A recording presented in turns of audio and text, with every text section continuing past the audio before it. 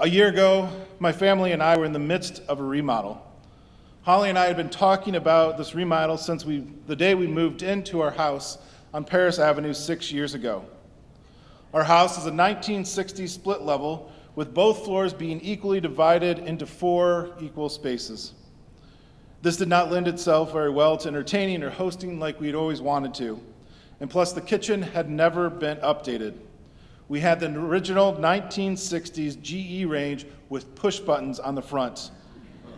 And we had the manual because my aunt threw away nothing. So we sat down and did the research about what we were going to need to do to get our house done the way we wanted it.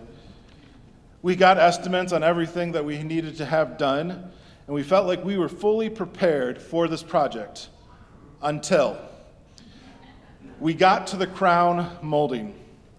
What I hadn't counted on was the crown molding that Holly really wanted to install. Since we were doing most of the work ourselves, we sat down and watched a lot of YouTube and some This Old House videos to learn how to cut and install crown molding. Now, the issue with crown molding, if you're an amateur, is that you actually need advanced degrees in both calculus and aerospace engineering to actually do it. Because you can first measure the length that you're going to need, and that's only step 1. And then you have to figure out what bevel you're going to need at the end of that. And it's not even any normal bevel, it's a compound bevel, which means that it's 2 different or 3 different or 12 different angles, I never did quite get that figured out, that you actually had to cut. And so you would measure it, figure out the angle, and you go out to your saw, and then you would have to invert the piece, flip it, and rotate it once around to get it into the saw correctly. And you would think that inverting, flipping, and rotating something would get you back to where you began, but it doesn't. That's where the aerospace engineering comes in. I did tell Holly at one point that I thought it'd be easier to hang upside down while cutting the pieces, because then I think I would see it the right way. I cannot tell you how many times I ran in and out of the house with a piece of molding in my hand to see if it fit correctly and if I had gotten the bevel correct. And what I hadn't counted on, though, was the stress this simple project of crown molding was really going to have on Holly and I. We were mostly calm during our project of remodeling our house, except for a few incidences. But while installing the crown molding, we became more frustrated than ever. Our frustration was with the project, but it often came out at each other. See, we had counted the cost of the project in time, and we did it mostly within that window. We had counted the cost of the project in dollars, and we mostly stayed within budget. But what we hadn't counted on was the emotional and physical cost of doing the remodel project. I also didn't count the cost last night when playing soccer with my daughter either. We hadn't even counted the cost of the relationship stress that these projects can put on us. In our text today, we find Jesus warning people to count the cost of following him before fully committing. In Luke's gospel, Jesus has been preaching and teaching for a while.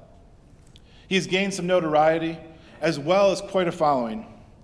In the story just previous to the one we read today, we find Jesus in a Pharisee's house having dinner. The Pharisees in this culture were the top of the top. They were the head of society both religiously and politically.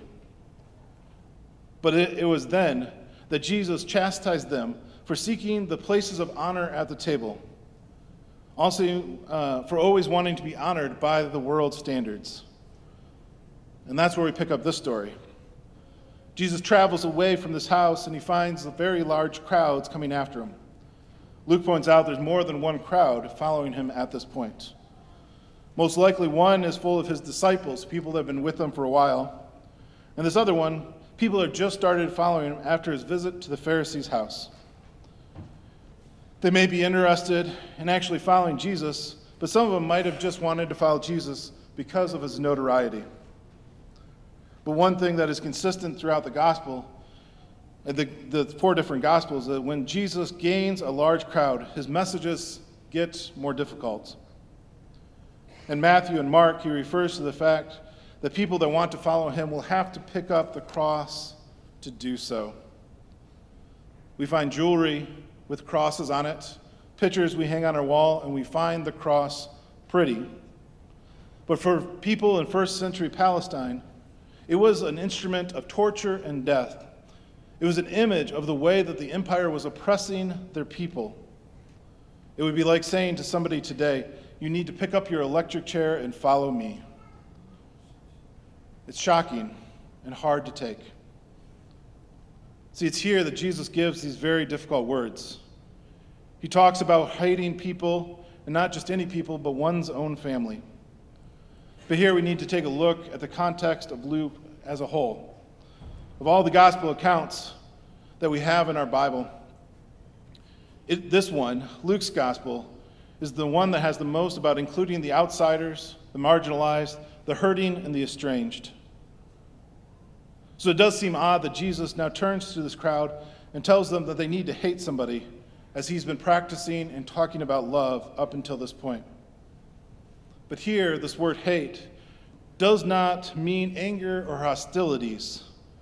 It indicates that if there's a conflict, one's response to the demands of discipleship must take precedence over the most sacred of relationships. Jesus is using rhetorical hyperbole. He is overstating it so that we will remember that there is a cost in following Jesus.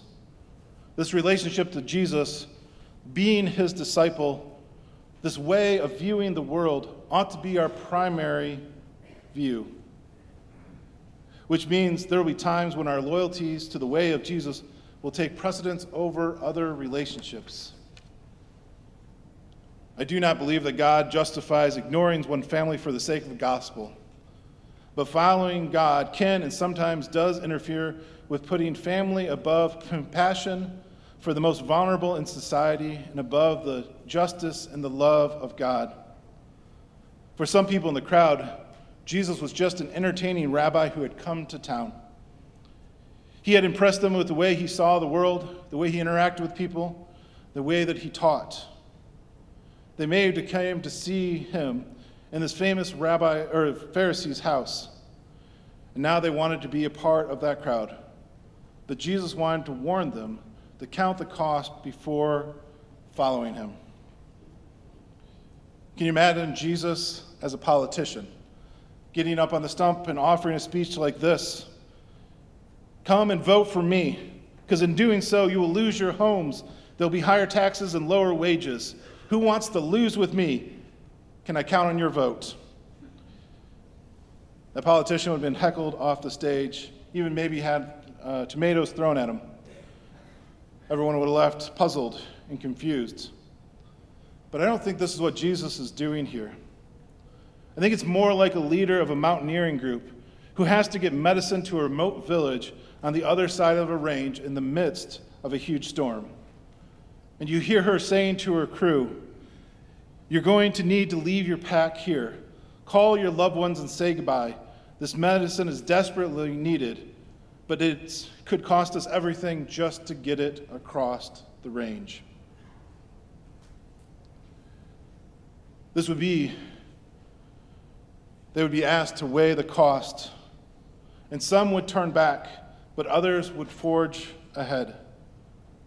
Jesus is letting those who are now wanting to follow him, if you're going to do this, it's not going to increase your social standing.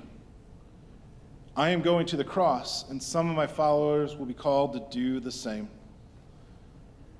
Jesus in Luke's gospel has been the one that's been opening up the definitions of family, of who is our neighbor, and who we should show compassion to. Perhaps what Jesus means by hating family is to refuse to live by a narrow, exclusive idea of family when it comes to meeting human needs and contributing to the wholeness of all human beings. The whole of our human race is our family.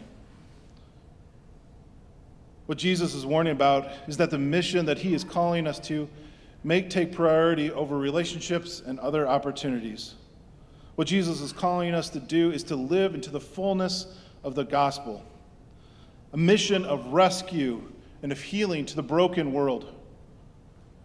We might be like the people in the mountain, having to risk our own hopes and dreams for those in need. In the American Baptist circles, we've been following a story for a couple weeks. The Reverend Dr. Kalam Salam, the president of the Kachin Baptist Covenant of Myanmar, has been in our news. Dr. Sampson has been summoned to appear in court tomorrow regarding a lawsuit instigated by Lieutenant Colonel Than Taik, the Northern Command of Myanmar's military. The Kachin Baptist and many other religious groups have been subject to attacks for many years.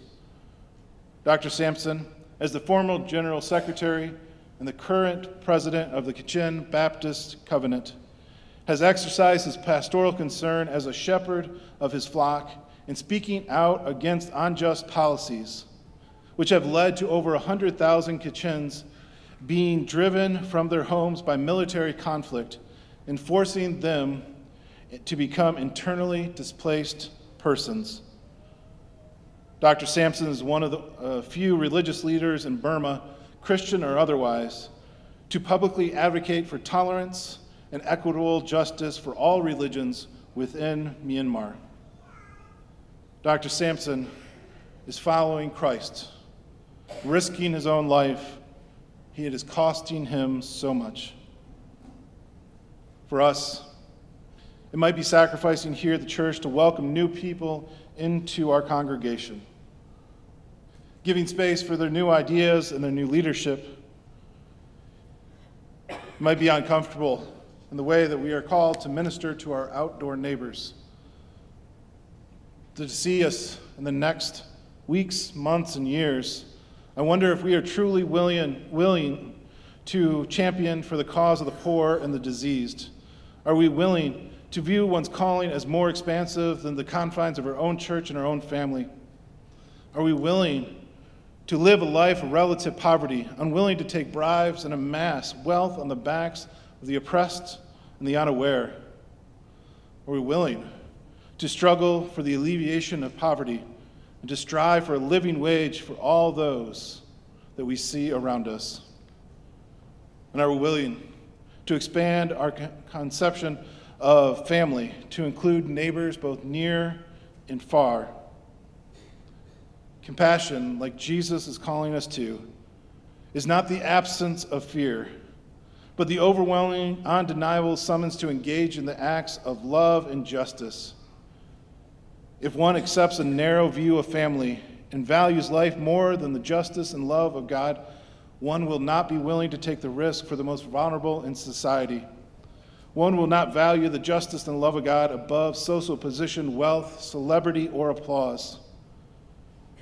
See, I believe our next season of growth for the People's Church will include us becoming a beacon of hope, justice, and love in East Lansing, Central Michigan, and beyond, because God has truly blessed us as a congregation.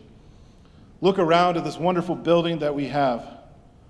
There are amazing ways that this building gets used every day that so many of us don't even know. There's so much happening here, I can hardly keep up, and I think that's good. We are taking this wonderful resource that God has given us and using it. We have AA groups here. The Boy Scouts meet here. We have many Bible studies, book groups, discussion groups, grief groups, and lecture series that happen here almost every day of the week, and it is such a blessing.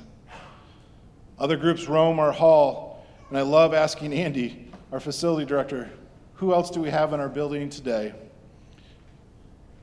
And quite honestly, the energy and life that is brought into this building by this preschool is palpable. I know sometimes it can be frustrating to find a place to meet here at the People's Church, but it's one of the costs of having a church that is alive and happening in our town. But the church is not just the building, it's you, our people. As we look at each other in our pews, I'm always inspired by the ways I see you all volunteer here at the People's Church and outside our walls. God has blessed us with wonderful people with amazing talents, abilities, and dreams to reach out to the world in love and justice. And as we welcome more and more people into our congregation, and as we welcome our new senior pastor, Shanthia Monroe, we will have new ideas and new ways of doing things. This will be uncomfortable for some of us, But pruning, weeding, and tilling are what make a garden grow.